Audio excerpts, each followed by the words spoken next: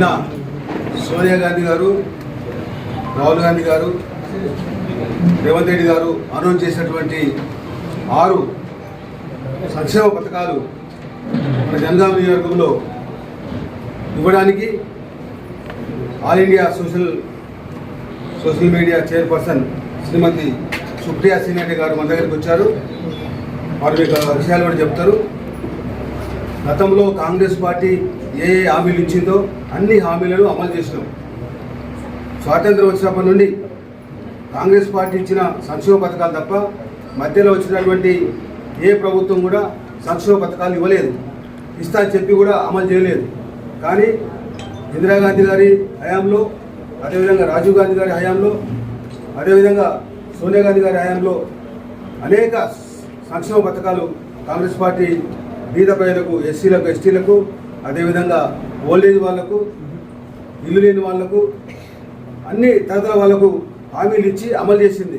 మిగతా పార్టీలకు కాంగ్రెస్ పార్టీకి డిఫరెన్స్ ఏంటంటే కాంగ్రెస్ పార్టీ ఏ హామీ ఇచ్చినా, ఏ వాగ్దానం చేసినా తూచా తప్పకుండా ఎలక్షన్లో ప్రభుత్వం రాగానే అమలు చేసింది.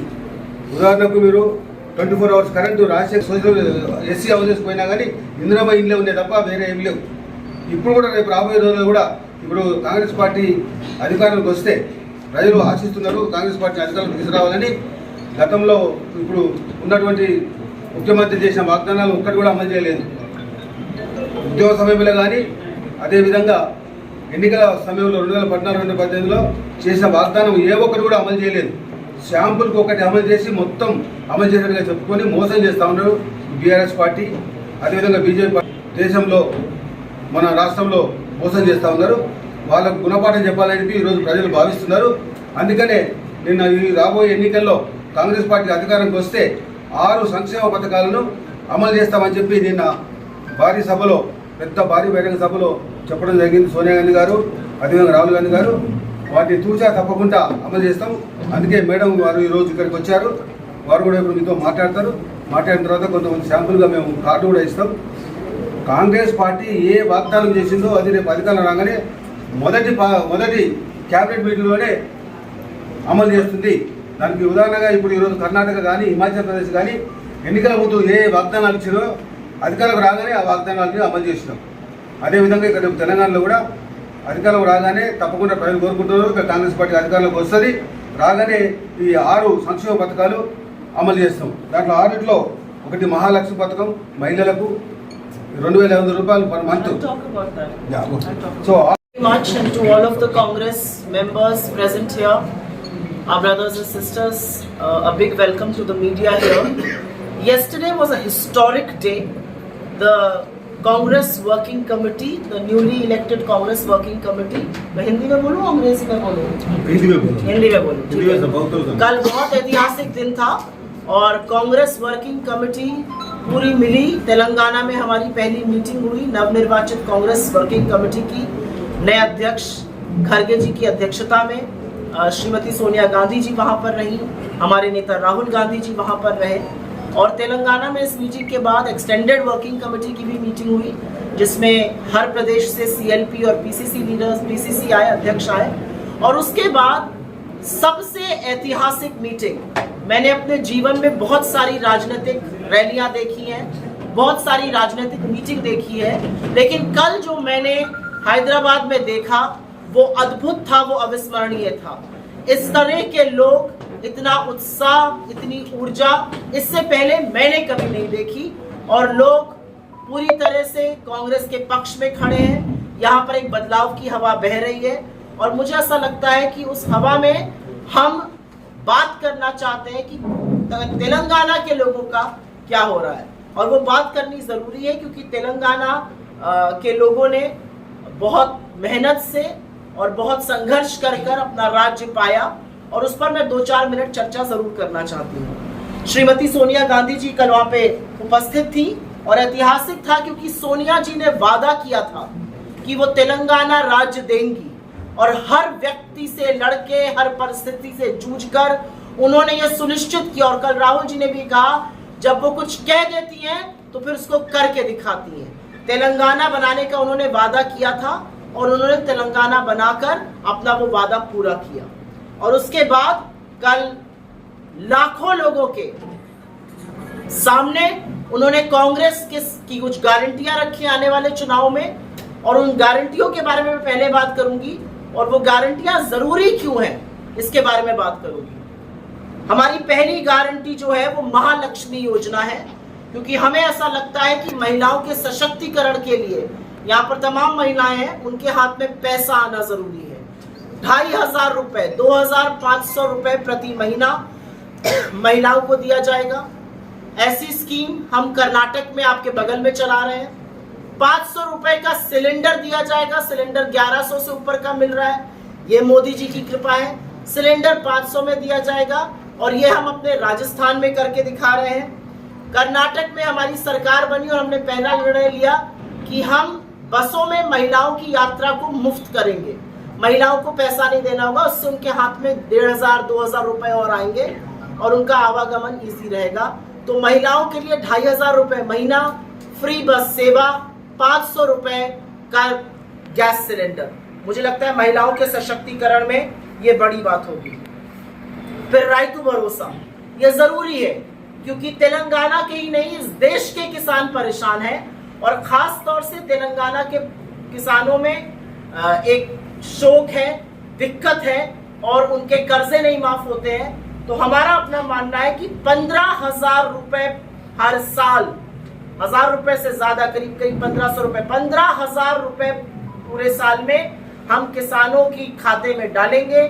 किसान के खाते में भी, जो कि भूमि का मालिक है और जो टेनेंट फार्मिंग भी करता है, जो किराए पर भी फार्मिंग करता है या जिसको अधिया कहते हैं उस पर भी करता है, उस पर भी हम 15,000 रुपए डालेंगे। 12,000 रुपए हम फार्म लेबर पे डालेंगे, और ये बहुत जरूरी है डालना। जो पीएम किसान सम्मान निधि है वो सिर्फ किसानों को मिलती है, लेकिन जिन किसानों के पास जमीन नहीं है, जो दूसरे खेती और किसानों के पास दूसरे किसानों की भूमि पर लेबर का काम करते हैं, उनको कुछ नहीं मिलता है। तो उनके लिए 12,000 रुपए प्रति साल हम उसकी बात कर रहे हैं। हम 500 रुपए बोनस चावल की उपज पर देंगे। तो राइतु भरोसा जो हमारी योजना है वो किसानों को समर्पित है। 15,000 रुपए किसानों के लिए, 12,000 रुपए कृषि मजदूरों के लिए, और 500 रुपए बोनस चावल की धान की पैदावार पर। युवा विकासम में हम विद्या भरोसा कार्ड दे रहे हैं, जिसकी कीमत करीब 5 लाख रुपए होगी हर विद्यार्थी को, जिससे पैसे के अभाव में चलते उनकी शिक्षा पर, उनकी एजुकेशन पर कोई फर्क ना पड़े, उस पर कोई दिक्कत ना आए। इसलिए एक कार्ड वर्थ विद्या भरोसा कार्ड, जिसकी 5 लाख वैल्यू होगी, वो हर स्टूडेंट को दिया जाएगा। और तेलंगाना के हर मंडल में हम तेलंगाना इंटरनेशनल स्कूल खोलेंगे, जिससे गरीबों के, मजदूरों के, किसानों के, गरीब आदमी का बच्चा भी अंग्रेजी की शिक्षा, और जिस तरह से दुनिया पढ़ा रही है आजकल लोगों को, वो शिक्षा प्राप्त कर सके। ये हमने छत्तीसगढ़ में किया है, ये हमने राजस्थान में किया है, और अब हम तेलंगाना में भी इसको करेंगे। एक बहुत जरूरी योजना, और मुझे लगता है हर व्यक्ति का सपना होता है कि वो ऐसी कोई चीज करे जिससे कि उसका घर बन जाए। हर व्यक्ति का, आप अगर किसी छोटे से बच्चे से भी बात करें तो कहता है मैं बड़ा होकर घर बनाऊंगा। किसी युवा से बात करें तो कहता है नौकरी लग जाएगी, मैं घर बनाऊंगा। एक बुजुर्ग का जो सपना होता है कि रिटायरमेंट की सेविंग से मैं घर बनाऊंगा। तो इंदिरा अम्मा इंदलू जो हमारी योजना है, उसमें हम घर के लिए 5 लाख रुपए हर उस व्यक्ति को देंगे जिसके पास घर बनाने के लिए नहीं है, और जिसने तेलंगाना राज्य बनने की लड़ाई लड़ी है, जो तेलंगाना राज्य के क्रांतिवीर हैं, उन लोगों को हम 250 स्क्वायर यार्ड जमीन भी देंगे। ये बड़ी योजना है, ये विश्व में कहीं नहीं है, ये किसी और राज्य में नहीं है। और इंदिरा अम्मा इंदलू योजना उन लोगों के लिए जिनके सिर पर आज घर की और सुरक्षा की वो छत नहीं है। उसके बाद हमारी गृह ज्योति योजना है, ये बहुत जरूरी योजना है। ये कर्नाटका में भी चल रही है, ये राजस्थान में भी है, ये छत्तीसगढ़ में भी है। 200 यूनिट तक बिजली पूरी तरह से मुफ्त होगी। 200 यूनिट तक आपको बिजली जो है उस पर कोई भी पैसा नहीं देना होगा, वो पूरी तरह से मुफ्त होगी, और ये एक बड़ी योजना है।